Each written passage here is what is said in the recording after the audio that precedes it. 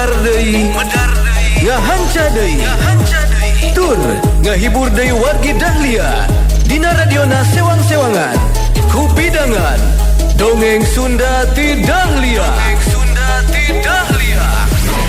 anu dijomantarakeun 3 Lura 101,5 FM Radio Dahlia dina jejer carios si Konceleng Wilujeng ngadangukeun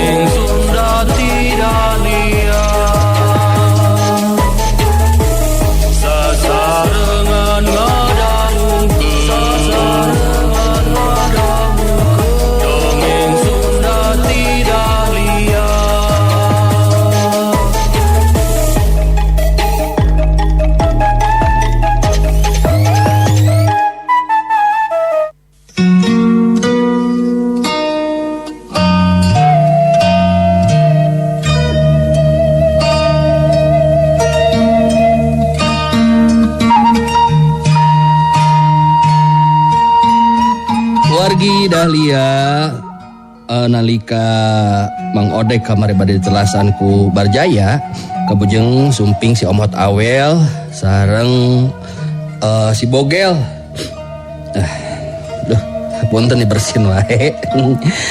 Anu salajengna si Omot Awel sareng Barjaya, si Bogel sareng Barjaya tarung namung margi ilmu puragala yang temempan kasih Omot Awel nu akhirna Barjaya kabur. Urang lajengkeun putu si Konceleng tanding titisan siluman karya Bagus Resbati.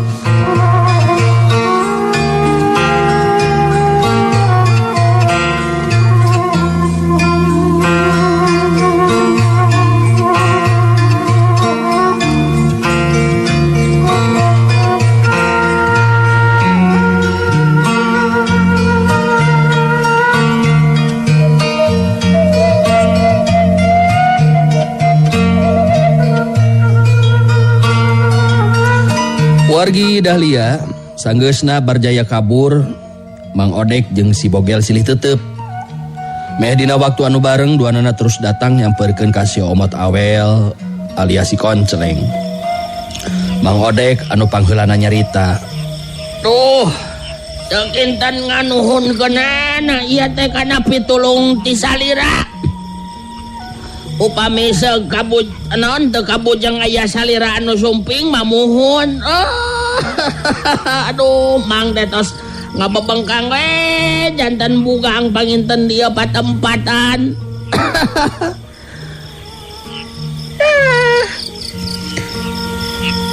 Lagi sami ki Omot. Tadi Mang Syana ijen jajakeun. Memang Barjaya ngagunakeun ilmu anu pikeun abdi. Rada aneh. Ya untung salira kabujeng nyerungkeun pada abdi untuk kitu mah. Teu kakumaha nasib abdi teh. Ya Barjaya belang jalma anu telongas ka sasama.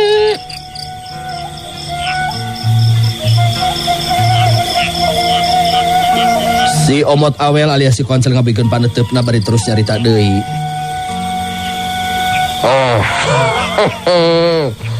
Memang dia salah. Najan Barjaya ngejat ninggalkeun ieu patempatan, tapi tetep Mang Odek mah jadi inceran ya teh.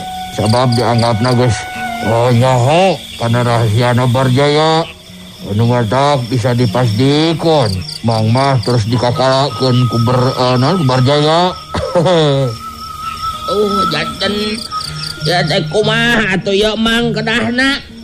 Ada sanajan bari hirup susah oge teu mikeun ari kudu ngalungsar jadi banusan jadi korban kagarangan jalma anu nebarkeun kajahatan mah. Aduh, jantan kumaha ya teh cara ngungkulanana. Si Bogel tetep antep kasih Omot Awel alias si Konceleng Tilila terus nyarita. Ada we tuh salira. Aku ngadobangan. Ada tapi bang bolongan sepada si Mang Odek salamat tina kudagan sareng incaran Barjaya. Ya margi, ai katawis nama salira mah langkung paham kana ieu kayaan.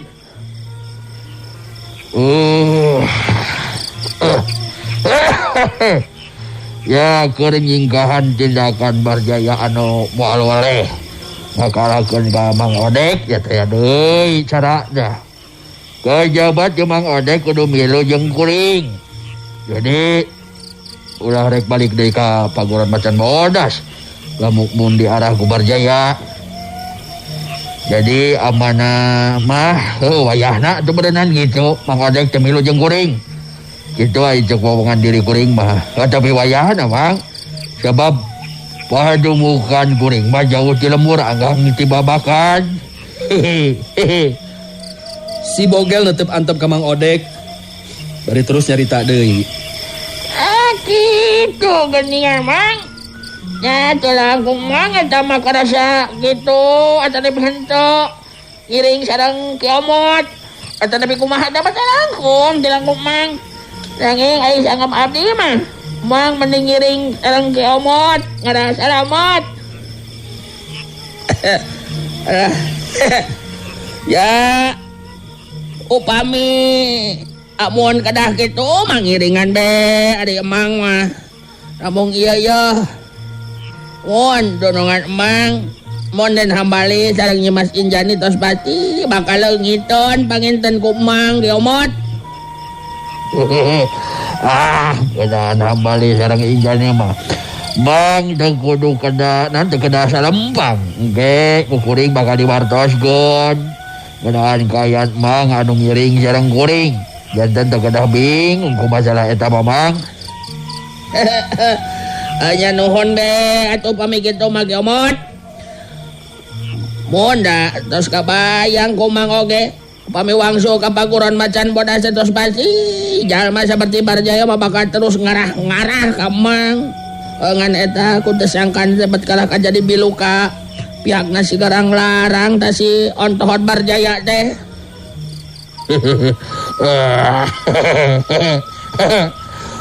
Kuring mah geus leuwih ti heula mere gambaran kahambali ngeunaan Barjaya teh Mang. Jalma saperti Barjaya geus moal mikirkeun keur kapentingan jalma sejen. Nu penting keur manehna mah asal dirina naon teh aya dina kasenangan, tur aya dina kasalametan. Barjaya moal mikirkeun nasib jalma anu lian. Si Bogel ngabagikeun paneteupna ka si Omot Awel jeung Mang Odek. Bari terus nyarita pikeun amitan rek neruskeun deui lampahna meureunang.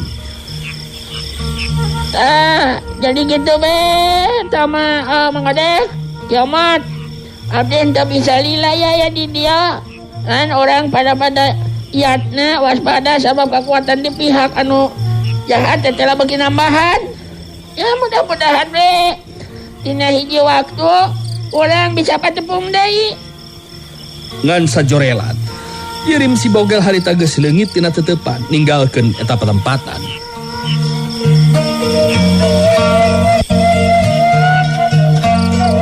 Mang Odek ngareret ka si Omot Awel alias si Konceleng Tilila terus nyarita. Aduh. Jalaran Mang hoyong salamet ya teh. Janten punten be ya wayahna mohon salira ki Omot. Nanti janten kata kada di ririwah panginten ku Mang teh. Padahal orang teh teu acan loma. Mang terang dari salira teh saha anu salarasna. Kada seseorang gitu Pak. Sok menjadikan era diriku deh. Terus jadi kewajiban jarang pancen urang geus sadayana da mah Bang. Bang geus urang tulung tinulungan sareng sasama. Mung sawangsulna Bang ulah ngaraos kala naon kaluman Wargi padumukan kula mah sasatna deukeut ka Piluweungan. Ya, mending keneh di tempat anu tebih ti Pilemuran tapi bari aman. Tibatan di lembur tapi kakalakeun batur. Atuh meureunnan rek ka mananya kabur sasatna jeung hareupan jalma takabur. Sirah mang atuh bisa hancur. Eta deui ari mang mah nu janten panasaran teh muhun si Bogel. Nah sarua make taragos sagala rupa nya. Nya sarua jeung Ki Omot make taragos. Sareng sigana teh tos terang lami sareng Ki Omot teh. Ari Ki Omot tos kenal tianggalna gitu sareng si Bogel. Aduh kawam. Kuring oge saleresna manemet tepang. Lagi anu jelas eta si Bogel sami sareng kuring jeung anu liana tukangnya tolong tinulungan ka sasama jalma hirup gitu. Amun dadas eta kasauran teh Ki Omot. Nya mudah-mudahan be kajahatan teh sing aya anu tiasa ngungkulanana margi tos seueur anu janten korban pang nama kagaranganana si garang larang anu beuki ngagalaksa kalakuanana teh aduh ya ampun geus siga hewan we juga satu anu kasetanan tinakanana asal ngeunah sorangan duh nih kacida Si Omot Awel alias si Konseleng saterusna ngajakan Indit ka Mang Odek pikeun ninggalkeun eta patempatan. Mang Odek geus teu loba ditatanya rek ka mana lumampahna. Anu penting mangsa milu ka tempatna si Omot Awel tangtu dirina bakal aman tina ancaman Barjaya. Ngeunaan hambali jeung Injani anu jadi dunungan Mang Odek pasti bakal leungiteun. Tapi engke bakal dibejaan ku si Omot Awel ngeunaan kaayaan Mang Odek. Itu jangjina si Omot Awel ka Mang Odek teh.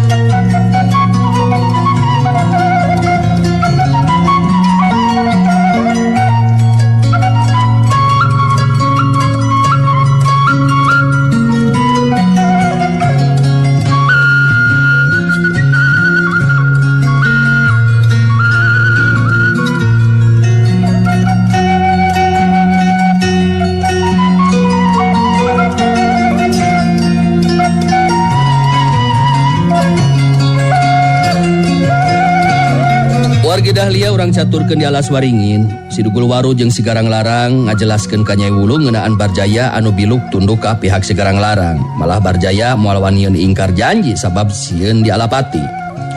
Nyai Wulung kapaksa kudu narima kana eta kanyataan sabab si Garang Larang anu jadi anakna geus nangtukeun sikep jeung pamadeganana. Percaya sarta narima kasanggupanana Barjaya. Nyai Wulung ngabagikeun paneutupna ka sakur anu aya di dinya teu lila terus muka babaran lisan. Ari geus jelas kitu mah sikep maneh Garang. Aing moal arek ngahalang-halang. Malah eta mah keur aing teu jadi pamikiran. Sabab emang kapikir ku aing oge. Lamun si Barjaya ingkar janji, pasti bakal dialapati. Nu jelas kahayang aing masih kene tacan kacumponan.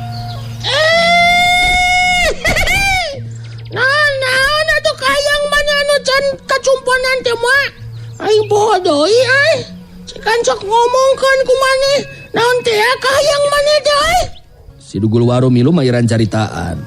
Oh benar Nyai. Coba jelaskeun ngeunaan masalah naon anu acan kacumponan teh. Cik. Jelaskeun naon eta teh Nyai. Sakumaha anu kungsi diomongkeun ku aing.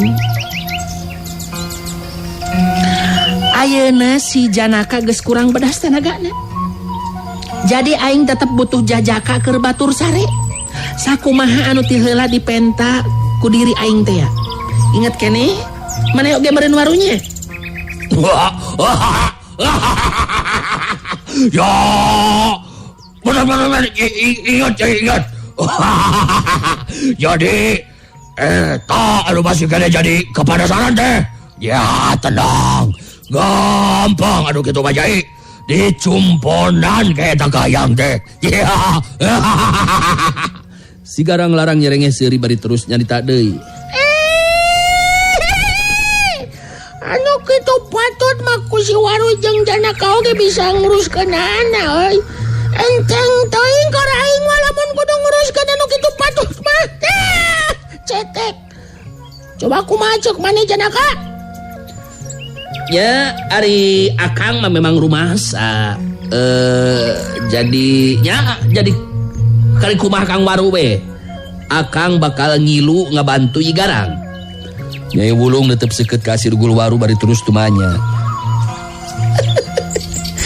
Jadi anu kaimpleng ku maneh saha kira-kira anak eta jajaka anu bisa nyugemakeun diri aing Waru? Kumaha?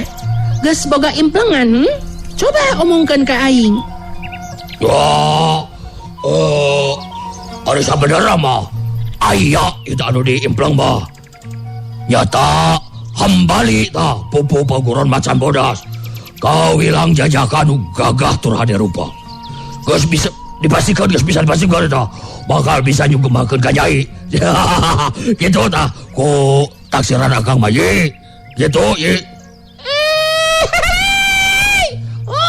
Bener si Waru. Si hambali pasti bisa nyugemakeun hate indung aing. Bakal bisa tah. Jadi kumaha ayeuna maksud maneh teh Waru euy? Ya, pokoknya mah akang jeung Janaka bakal indit pikeun mawa hambali sangkan bisa gera-gera dipasrahkeun ka Nyai Wulung. Jadi ngeunaan hal eta mah Nyai teu kudu salempang. Teu kudu ariwang karep kahayang tangtu bakal kacumponan.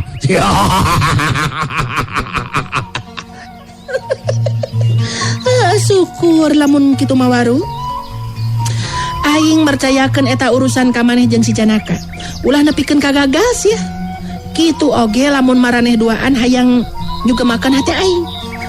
Saterusna, Garang, maneh geus yakin pisan si Barjaya teh lain ukur ngareka carita atawa nyaniwara biluh samiuk tunduh ka urang teh.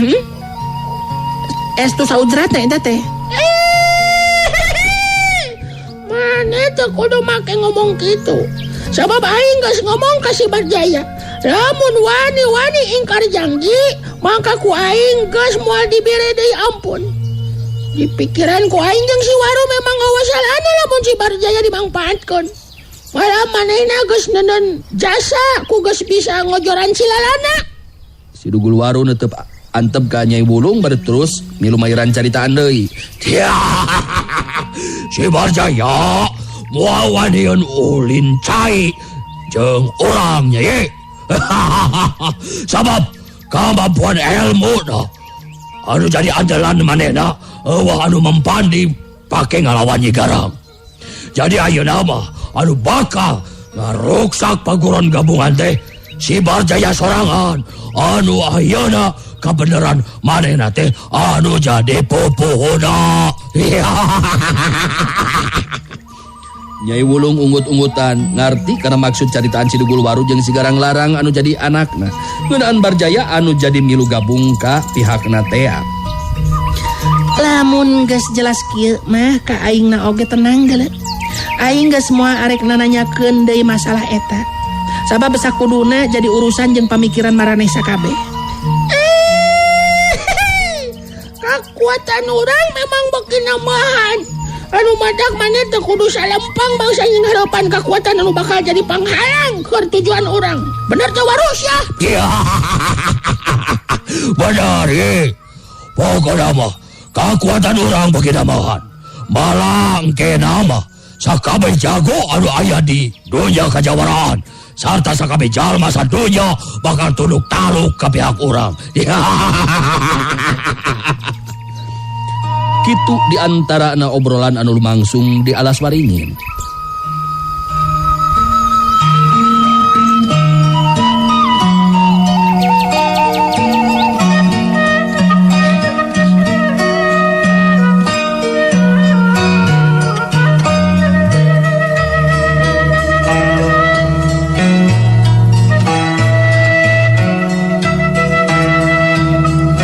Di tempat sejen harita waktu Barjaya balik ke Paguron Jayalaga disilidik di Talengteng ku Sutina anu ngarasa teu panuju sabab Barjaya indit teu bebeja.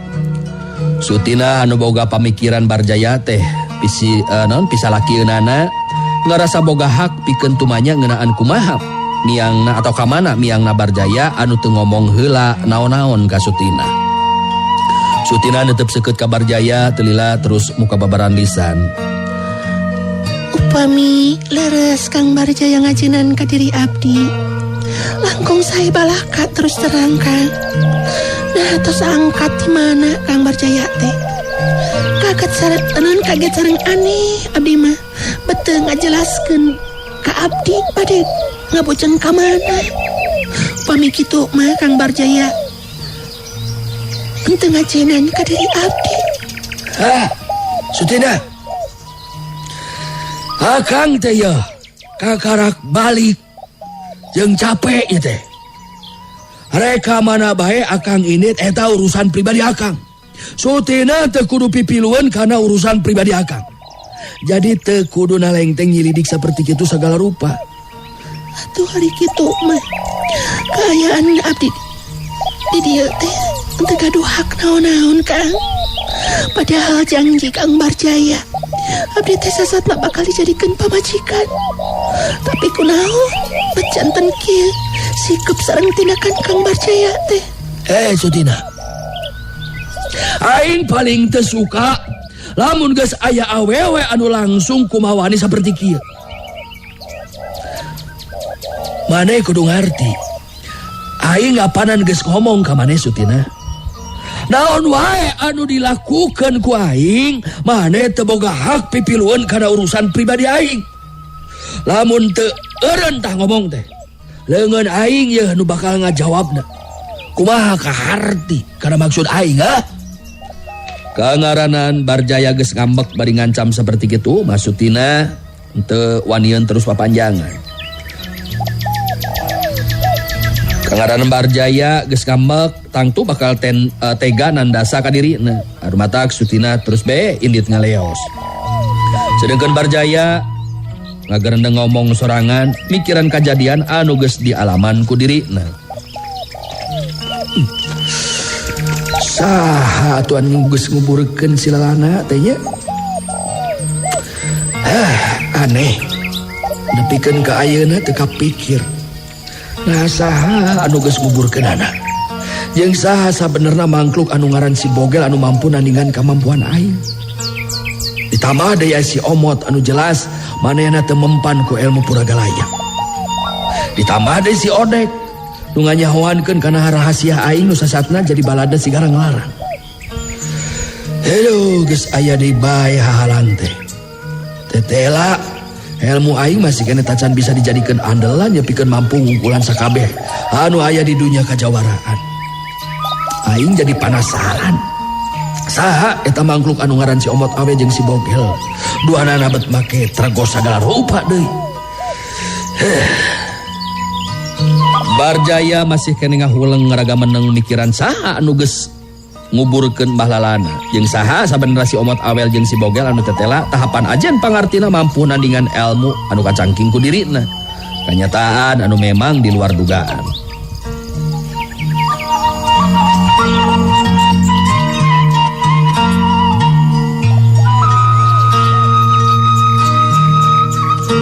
Oge dina poe isukna Barjaya teu betus nyaritakeun rahasiana anu geus biluk ka sigarang larang ka sing sahabai oge.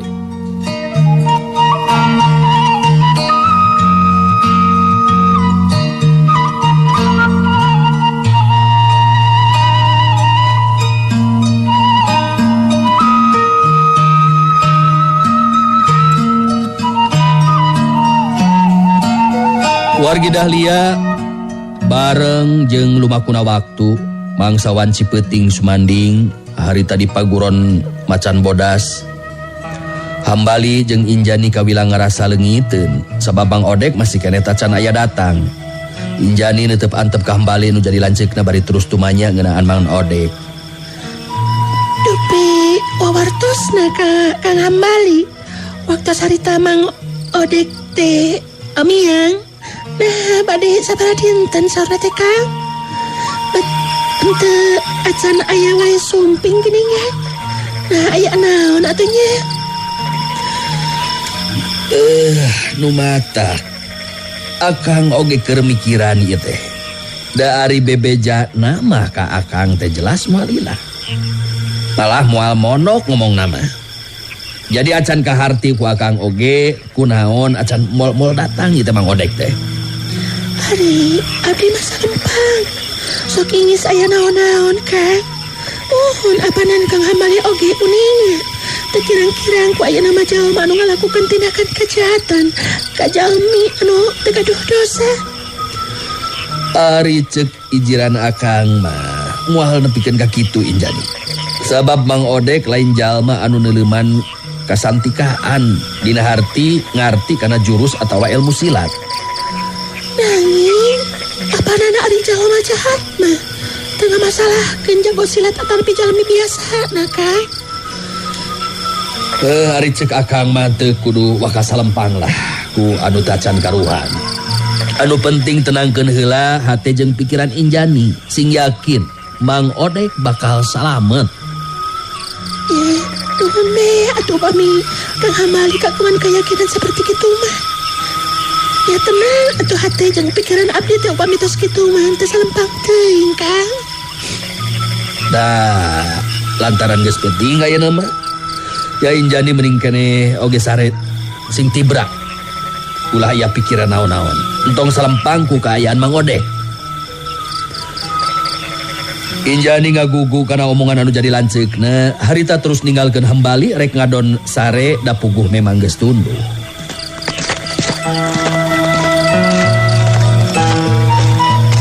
Waktu Injani geus sare, Hambali anu keur masih keneh ngahulang sorangan ngadadak jadi rancung celikna sabab di luareun imah ngadenge sorana si Omot Awel anu ditujukeun ka Hambali. Urang ge si Omot Awel pahlawan kabiran randa balik. Ayeuna lain kabeneran tapi memang haja we datang nepungan di Kang Ajeun Hambali. Jawab kabeneran deui aya masalah penting anu bakal ditepikeun dina waktu ayeuna yo. Ogan hampura yo kula teu bisa asup ka jero ieu mah. Wayana kitu. Jadi kula ayeuna kadaguan di dieu yo. Hambali gancang harita muru kaluar. Sanggeusna sidik kajirim si Omot Awel anu ngajanteng nangtung di buruan imah, Hambali terus campeurkeun. Sanggeusna Hambali deukeut si Omot Awel telila terus kedah lisan. Oh bage Hambali. Urang ayeuna ditepungkeun deui. Aya masalah penting anu bakal ditepikeun dina waktu ayeuna. Anu kahiji ngeunaan Barjaya di awal mula diri kula geus mele tanggala.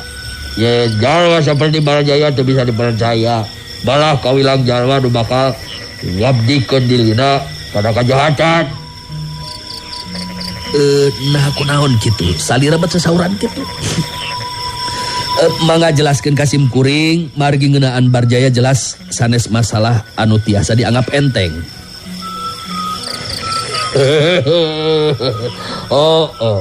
Ya jadi kenyataan anu lumaku dina waktu ayeuna. Yen Barjaya memang dina akhir nama jadi biluk jeung ngagabung ka si garang-larang. Iya kenyataan jeung ayaan mangrupa bukti anu kapanggih ku Mang Odek. Anu tangtu disalempangkeun kaayaanan aku dilian di ka jeung Injani beuleunya. Janten kaayaan Barjaya siga kitu teh kapendakna teh ku Mang Odek. Dupi muhun kaayaan Mang Odek ayeuna kumaha? Sareng ayeuna aya di mana Mang Odek teh? Mugi salira kersa masihan terang ka Sim Kuring. Ku si Omot Awel saterusna dijelaskeun ngeunaan kaayaan Mang Odek anu ayeuna milu cicing di padumukanana si Omot Awel alias si Koncleng. Sabab geus nyahoeun kana rahasiana Barjaya anu geus ngagabungkeun diri jadi baladna si Garang Larang. Lumatak Mang Odek kawilang jalma anu diarah-arah pikeun dialajiwana ku Barjaya. Kabeh ditetek teh anu kaliwat. Pambali ngabandungan pinu perhatian kana guaran caritaan si Omot Awel. Sageusna ngarasa cukup mereka terangan ka hambali, harita si Omot Awel terus mungkas guaran caritaanan. Nah gitu hal penting anu perlu ditepikeun teh hambali. Anu matak lebah dia urang kudu leuwih waspada ka jelema anu ngaran Barjaya. Eta jalma ngasa ukur pentingkeun kasalamatan jeung kepentingan pribadina unggul. Dan Bang Odek hambali jeung Injani teu kudu salembang. Sabab Bang Odek milu cicing heula di tempat kula. Coba lamun aya di dia bisa dipastikan bakal diarah-arah ku Barjaya. Hambali unggeuh. Hatena ngarasa tenang ayeuna mah sabab Mang Odek ayeuna babarengan jeung si Omot Awel alias si Koncleng. Hambali netep antep bari nganuhunkeun kana bantuan si Omot Awel alias si Koncleng. Ngahaturkeun nuhun kana perhatosanana oge bantosanana ti salira. Upami tos jelas kieu mah simkuring oge tenang. Sakawitna mah memang salempang inggis aya naon-naon anu tumibang ka Mang Odek. Namun anu janten panasaran teh tadi teh ki Omot nyabit-nyabit ngeunaan jago anu jenengan si Bogel anu ngiring ngabantu nyalametkeun Mang Odek kitu. Nah saha eta jalmi anu jenenganna si Bogel teh manawi salira uninga. Anu matak kula oge kakadak tepung sakali. Jeung anena teh nyaho ka kula deui. Buah-buah si Bogel teh penggemar kula urang nya fans.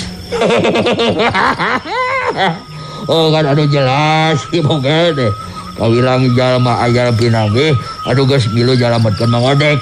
Sadar teh satuju kana tindakan Barjaya. Wata lebah dia urang kudu gede hati sabab masih kena aya jalma atawa jago anu boga sikap jeung pambedegan saluan jeung urang nyata melangan tindak laku kejahatan. Ki Omot mah aya wae. Tapi tiasa wae si Bogol teh memang penggemar salira, fans salira. Aduh, mohon dah abdi oge sami Ki Omot abdi teh penggemar salira.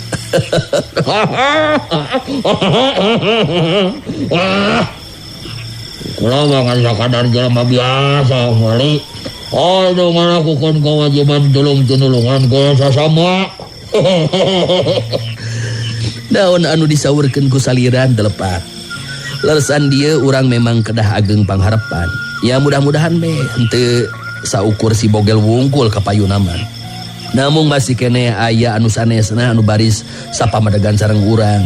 Margi ku ngagabungna kekuatan Barjaya sareng si Garang Larang jelas mangrupa kekuatan anu ngabahayakeun kana kahirupan jalma loba. Oh bener hambali. Pagulan gabungan bakal jadi luksak sabab pamimpinna geus pihak ka si Garang Larang geus biluk ka si Garang Larang. Manebah dia ulah rek sambarangan nyarita ka anggota pagulan gabungan sabab Barjaya kawilang pinter ya dina muterbalikeun kaayaan. Anu akhirna bisa bae urang anu bakal dijauhan ku anggota pagulan gabungan. Lumata kudu waspada jeung saha urang carita gitu. Naon rupi anu diamanatkeun ku salira tangtos bakal janten catetan keur simkuring. Ngeunaan rahasia simkuring bakal pura-pura teu terang we. Margi ngajelaskeun ka anggota paguron gabungan oge tacan tangtos pada percantenan. Anu jelas simkuring kedah tetep waspada ku tindakan Barjaya. Ya bener gitu. Memang gitu sakuduna hambali. Godaan si Bogel kula sorangan ngerasa penasaran gitu. Di watak bakal terusnya dipaluluh di mana padumukanan anu maduh. Eta jalma kawirang dibutuhkeun ku urang gesan ngahijikeun diri babarengan hareupan kekuatan kejahatan anu henteu bisa dianggap enteng. Ya mudah-mudahan we pamaksa dan salira tiasa enggal tinekanan. Tiasa tepang deui sareng si Bogel bari sakantenan negerakeun karep pamaksudan urang gesan ngahijikeun diri merangan kejahatan anu bakal lumaku di mana-mana. Oh memang gitu anu dimaksud ku diri kula oge. Sakitu hal penting anu kadapikeun ku diri kula dina waktu ayeuna. Lantaran geus ngerasa wakna kudu mulang ya. Kula ayeuna pamitan ya. Sakali deui ngaturkeun nuhun kana naon rupi bantosanana. Utamina mah kaayaan Mang Odek anu ayeuna ngiring sareng salira nya mudah-mudahan urang bisa mampu himbangan kekuatan kejahatan. Sanggeusna ngerasa cukup ngobrol jeung Hambali saterusna si Omot Awel alias si Konsreng pamitan. Ngan sajorelat cirimna geus teu katingali. Hambali ngajanteng bari ngahulang sarta ngomong sorangan dina jor hatena mikiran kaayaan paguron gabungan. Kaayaan paguron gabungan lamun kaya kieu mangan saukur dibangpaatkeun ku Barjaya. Di antara anggota-anggota paguron gabungan mun teh mah diajakan cumarita dibere beja ngeunaan kaayaan Barjaya anu sabenerna. Can tamtu percaya kana omongan aing. Cilaka lamun kaya kieu mah. Betkalah kabeukeuna mah anu kuat ieu kaayaan sigarang larang teh. Kaayaan paguron gabungan bakal diruksak ti jero ku jalma anu ngaran Barjaya. Nu jelas aing jeung Injani kudu tepas waspada dina nying hareupan sarta ngigelan jalma saperti Barjaya. Geus kitu mah Hambali terus asup deui ka jero imah, muru ka jero kamarna ngarantang tube teu bisa langsung sare sabab pikiranana anu terus jalan tumali jeung ayana beja ti Omot Awel anu daek teu daek jadi bahan pamikiranana. Waktosna wargi parantos teu nyekapan. Hatur nuhun ka sadayana wargi Dahlia nu saratia ngadarungkeun dongeng Sunati Dahlia. Siapunten teu tiasa di absen dinten ieu dikumkeun kanggo sadayana. Simkuring punten mere anu manjat tugas undur pamit. Hatur nuhun kana sadaya paratosana. Hapunten samudaya kalepatan sareng kekerangan wilujeng kantun permios. Assalamualaikum warahmatullahi wabarakatuh. Panteng radio panteng Dahlia enak-enak kalangamnya Dahlia prung go goyang. Wargi Dahlia cag heula urang cageun heula dugi ka dieu